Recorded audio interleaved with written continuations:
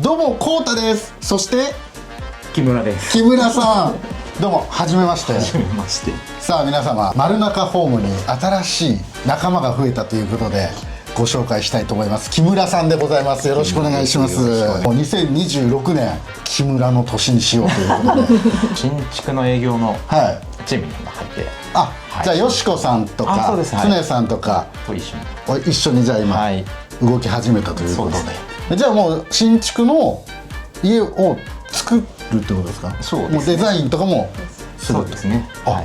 1級建築士の出ました。そっか。これでも安心ですね。1級建築士ということで、じゃあそんな木村さんがどういう方かっていうのをね、ちょっと聞いていきたいんですけども、趣味は何かありますか？趣味はですね、DIY が大好きで。DIY ですよ。自分でやってますか？じゃあ今まで作ったものみたいな。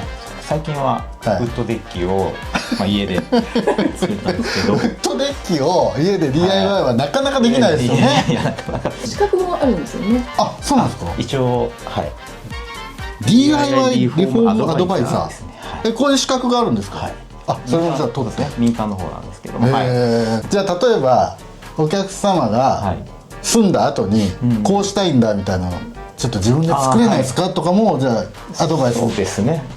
一級も持ってますし。そうですよね。趣味で自分で DIY もできるから、そうですね。その構造も分かるし、アドバイスもできるってことですよね。そうですね。なので最強じゃないですか。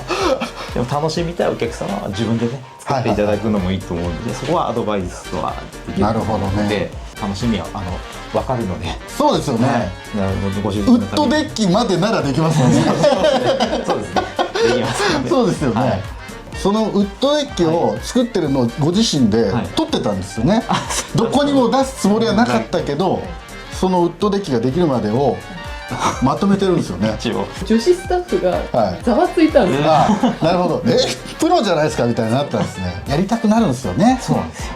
わかります。どんどんなんかこうあれ作りたいってなるんですよね。職人さんの姿も僕見てるので、そうか、近くでもうやっぱかっこいいなと思う。僕からすると職人さん憧れの。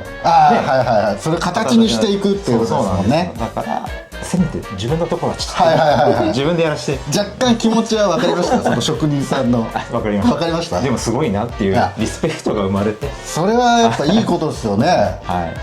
じゃあ実際にそのVTR ご覧ください。ご自身でどうぞで、せーの、どうぞ。